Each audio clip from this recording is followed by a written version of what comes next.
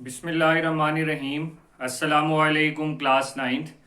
उम्मीद है आप लोग खैर खैरियत से होंगे। जैसा कि हमने लास्ट वीडियो में लास्ट लेक्चर में पढ़ा था, पेज नंबर आई थिंक 13 पर, पेज नंबर 13-14 तक हम चले गए हैं। ठीक है, सारी एग्जांपल्स हमने कर ली हैं। जो एग्जांपल्स रह गई वो अभी हमने नहीं करनी, लेकिन मेजर एग्जांपल्स हमने कवर कर ली हैं, जिसमें आपको ये पता लग गया होगा कि हमने काम कैसे करना है। एक और फ्लो चार्ट जो उसका आई थिंक गालबन 9 था, वो मैंने आप या 10 था, वो मैंने आपको दिया था कि आपने जो है वो उसको खुद से सॉल्व करके मुझे कमेंट करना है। तो वो आपने जल्द अज जल्द ये काम करना है। ठीक है, इसके बाद नेक्स्ट जो हमारा टॉपिक है वो एल्गोरिदम है। ठीक है, एल्गोरिदम क्या चीज़ होती है? एल्गोरिदम जिस तरीके से आपने फ्लो चार्ट्स पढ़ा था, फ्लो चार्ट के अंदर फ्लो और चार्ट, फ्लो का मतलब एक सीक्वेंस और चार्ट का मतलब सिंबल्स। आप सारे स्टेप्स को एक सीक्वेंस के अंदर टॉप टू बॉटम या लेफ्ट टू राइट उसको लिख देते थे। इसी तरीके से आपने एल्गोरिदम भी यही करना है, लेकिन एल्गोरिदम के अंदर आपने जो उसके सिंबल्स थे फ्लो चार्ट के वो नहीं बनाने।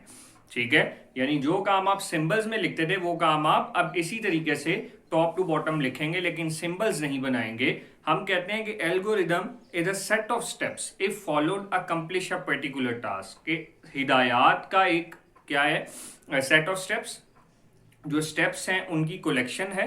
ठीक है, 5 6 7 8 9 कितने भी हो सकते हैं। और फाइनाइट, फाइनाइट का मतलब ऐसा ना हो कि आपके स्टेप्स खत्म ही नहीं हो रहे। आपके स्टेप्स जो हैं वो खत्म होने चाहिए, नहीं 5 हो 10 हो 20 30 40। ऐसा ना हो कि आपके स्टेप्स जो हैं वो मोर देन 1000 हो जाए, खत्म ही ना हो रही हो। ऐसा नहीं होना चाहिए, इन्फिनाइट ना हो, फाइनाइट हो। तो एल्गोरिदम क्या है? सेट ऑफ स्टेप्स है। ठीक है, तो जिस तरीके से हम अपनी मैंने आपको डिफरेंट क्वेश्चंस करवाए थे, इसी तरीके से हमारा एल्गोरिदम भी बनता है। और प्रोग्रामिंग में एल्गोरिदम की एक ख़ास वैल्यू है। अक्सर औकात हम प्रोग्रामिंग करते हुए फ्लो चार्ट और एल्गोरिदम बनाते हैं, लेकिन अक्सर औकात हम प्रोग्रामिंग करते हुए फ्लो चार्ट नहीं बनाते, सिर्फ एल्गोरिदम बनाते हैं। यानी इसका मतलब ये हुआ कि कभी हम फ्लो चार्ट बनाते हैं कभी नहीं, लेकिन एल्गोरिदम ज़रूरी है। ठीक है जी, पेज नंबर 15 और 16 है आपका।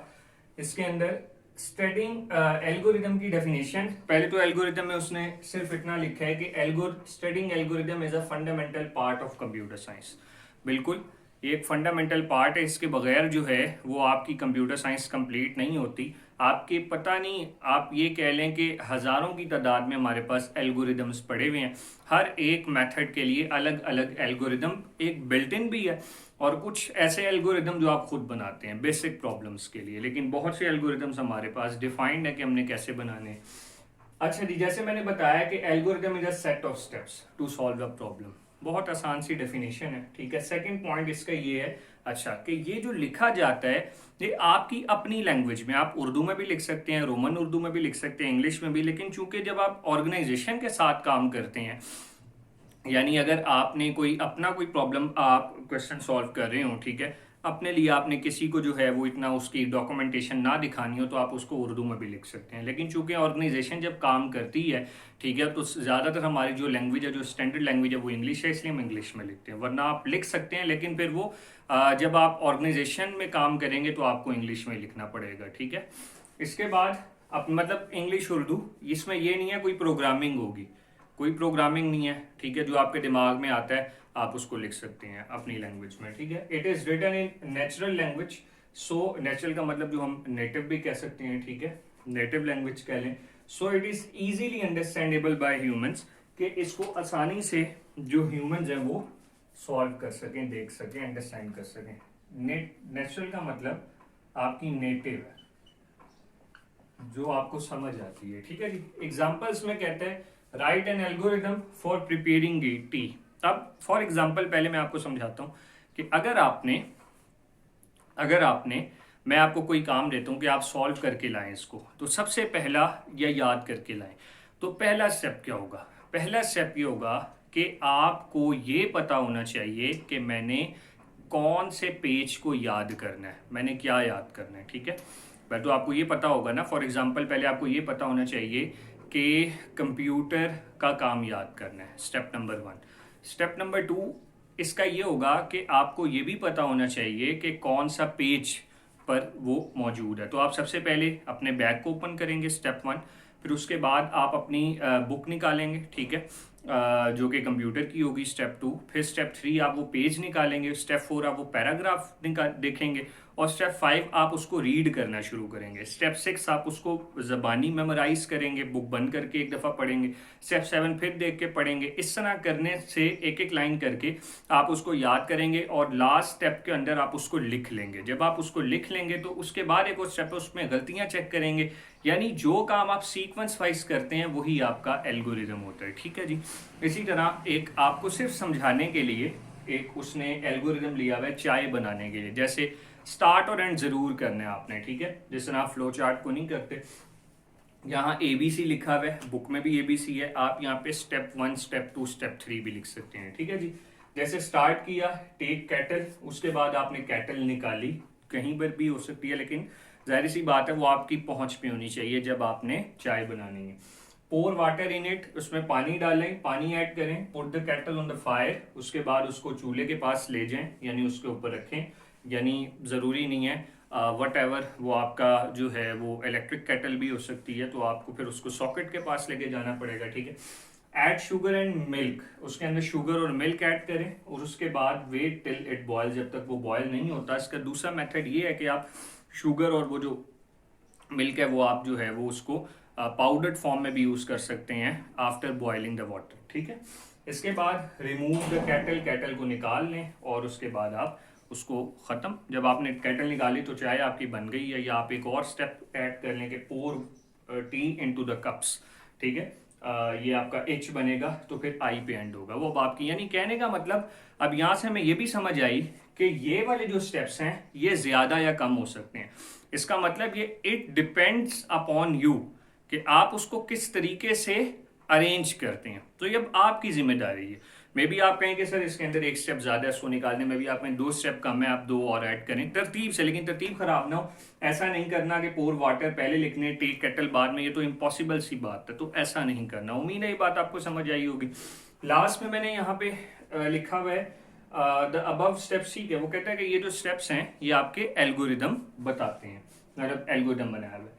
इसके बाद we can also solve certain problems with the help of computer. Obviously हम ये सारे मसले मसाइल कंप्यूटर के ऊपर ही तो सॉल्व करते हैं, तो कंप्यूटर एल्गोरिदम नहीं समझता, कंप्यूटर प्रोग्रामिंग लैंग्वेज समझता है, जो कि मशीन लैंग्वेज हम उसको हाई लेवल में देते हैं, वो फिर एक बाद में जब हम पढ़ेंगे तो हम देखेंगे। फर्स्टली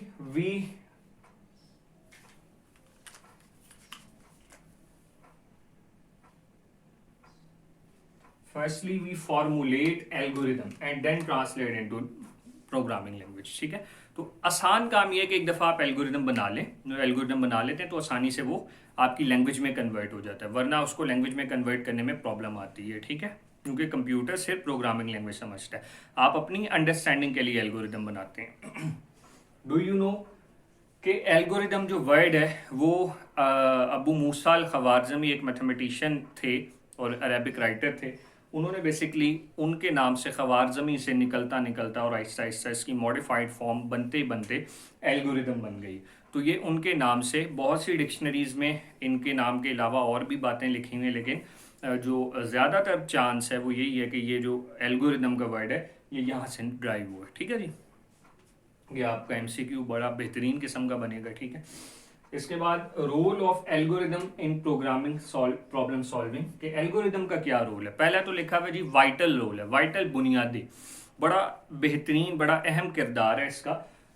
उसकी रीज़न ये है ना कि फॉर एग्ज़ाम्पल अब मैं आपको किस तरह समझाता हूँ। फॉर एग्ज़ाम्पल हाँ, हम मैप यूज़ करते हैं, प्रॉपर वो एल्गोरिदम नहीं है, ये नहीं मैं कह रहा वो एल्गोरिदम है, लेकिन एक तरीके से, ठीक है। अगर आपको रूट पता हो कि पहले आपने स्ट्रेट जाना है 100 मीटर्स, फिर आपने लेफ्ट होना है 50 मीटर्स, फिर आपने राउंड अबाउट है, फिर वट एवर जो भी चीज़ें, लेकिन ये अगर आपको पता होगा तो आप बेहतर अंदाज में रूट पे जा सकते हैं। अगर आपको नहीं पता और उस वक्त आप देखेंगे राइट जाना है लेफ्ट जाना है तो उस वक्त मुश्किल है।